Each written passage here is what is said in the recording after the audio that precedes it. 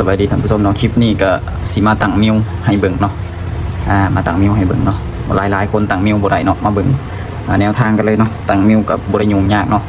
บางเทื่อก็ยากบางเทื่อก็บ่ยากเพราะมันบ่ให้ผ่านเนาะเอามาเบิ่ง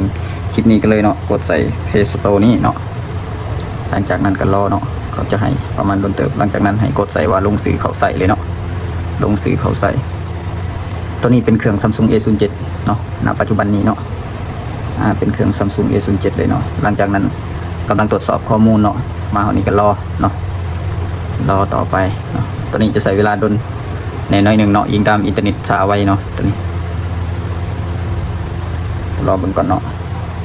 ตัวนี้คือเราจะบ่หยุดคลิปยังเลยเนาะเบิ่งไปแบบเรียวๆเลยเนาะหลังจากมันขึ้นมาแบบนี้ให้กดใส่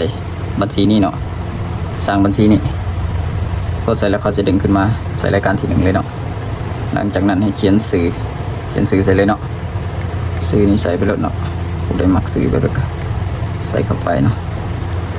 วันที่เดือนปีเนาะเลือกวันที่เดือนปีของใครของมันเนาะตัวนี้เอาสิใส่เป็นประมาณนี้เนาะบางไว้หน่อยนึงเนาะเป็นเพจชายเนาะหลังจากนั้นให้กดต่อไปเนาะนี่เนาะอันนี้เขาสิเลือกเป็นตัวเทิงเนาะโอเค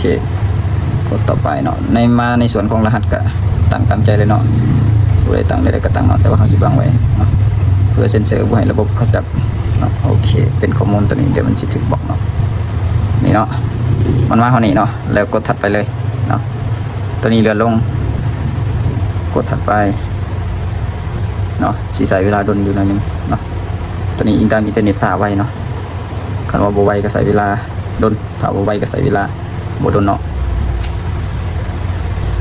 มาหอดขั้นตอนตัวนี้ให้กดว่ายอมรับเลยเนาะ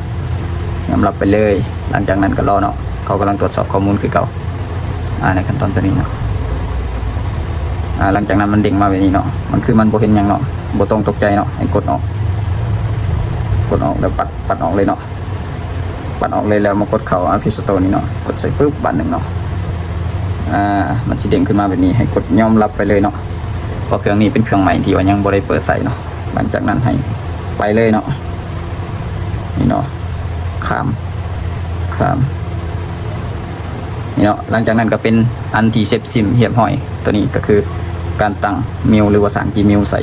มือถือ Samsung A07 เนาะถ้าว่าเราจะ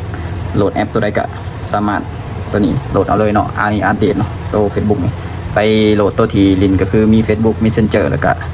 TikTok แล้วก็ YouTube เนาะประมาณนี้เนาะสำหรับผู้ใดที่กำลังตามหาคลิปตั้ง Gmail เนาะแม่นคลิปนี้เลยเนาะขอบใจหลายๆเนาะที่ติดตามรับชมคลิปจนจบเนาะถ้าว่าอยากให้โฮยคลิปแบบใดก็สามารถคอมเมนต์กันเข้ามาได้เนาะถ้าว่ามีเครื่องตัวนี้เราสิเฮ็ดให้เบิ่งประมาณนี้เนาะผ่านแน่นอน